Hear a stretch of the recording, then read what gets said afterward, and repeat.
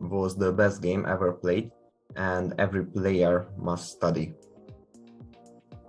The best game? Well, I think it's like very personal. I don't know. Yeah. I mean, like, yeah, you know, of course. Well, probably I would like if there is one specific game.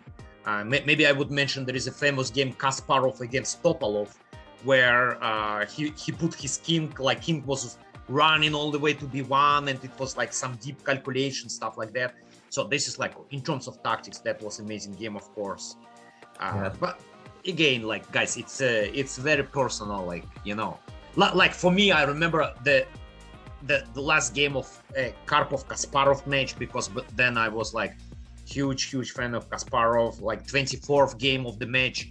But you know, when it was intense and everything, but nowadays you check that there have been a lot of mistakes. So in terms of quality, there was not like super precise game, but still good, you know. But guys, it's very personal. It's very personal. Like I can name, like, you know, 10 Carlsen games as well, you know. So, and in every game you can find a lot of things to study, right? So it's like in terms of study, it's like, you know, there should be some big fight and like complicated game, I guess, you know. Yeah, so.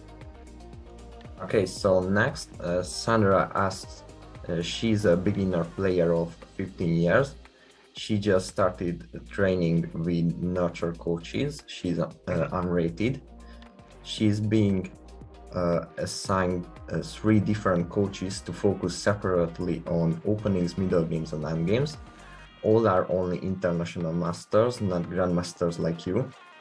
And her question is it a good idea to have 3 coaches at her level?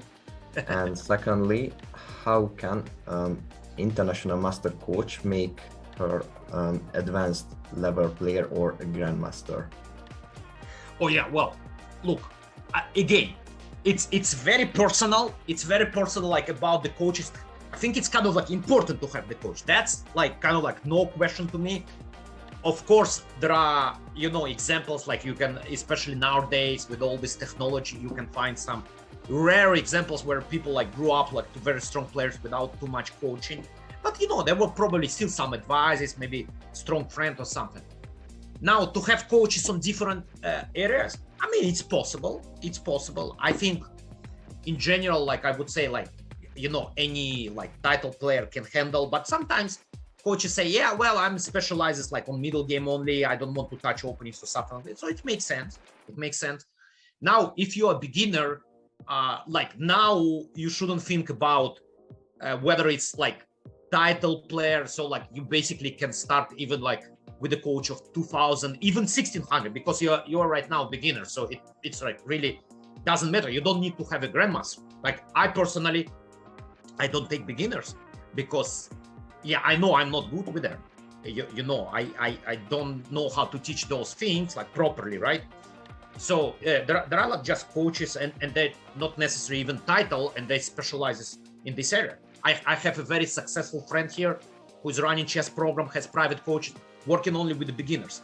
He has no rating. He has no rating. I mean, he's not playing. I think like objectively maybe about 2000, but not playing chess, and he's very good.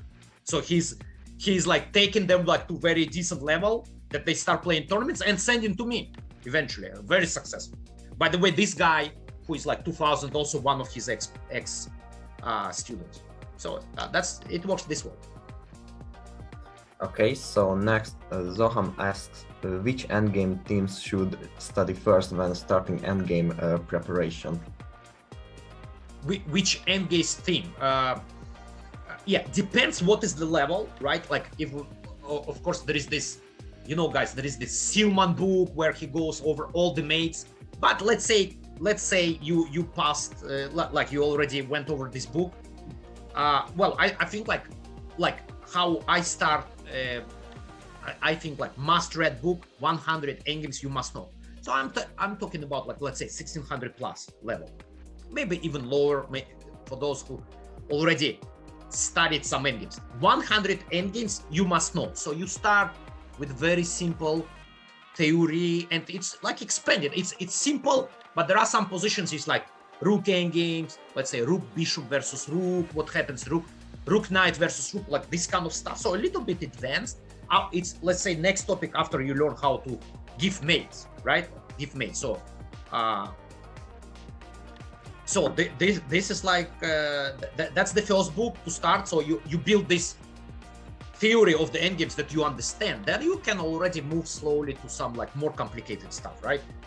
Middle games, middle games, I'm saying Dvoretsky even like consider, and some other books, right?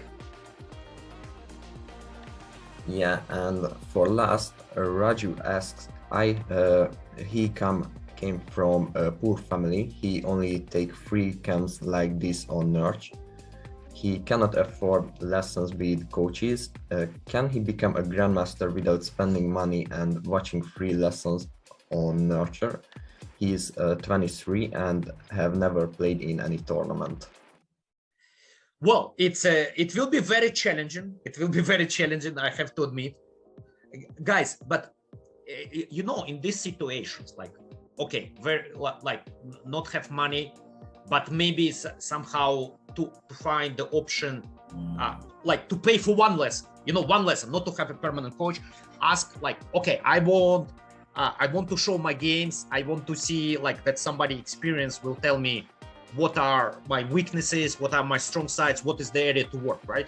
And have this. But in general, guys, there is so much material nowadays, right? Like, for instance, I mentioned this YouTube channel. So check this YouTube channel. I don't know, might be advanced a little bit, like challenging, but maybe possible. I don't know. I personally have not experienced this, but you know, now with all this technology, like you start playing online, you pull this like some videos, some good channels. Maybe it's possible. Maybe it's possible, but it will be very challenging, of course. Yeah. So that was the question section. Thank you for the amazing session. Thank you, Attila. Appreciate it. And we would like to see you guys in the next one. Yeah, see you next week, and have a nice evening, everyone. Nice day. Bye. Bye-bye.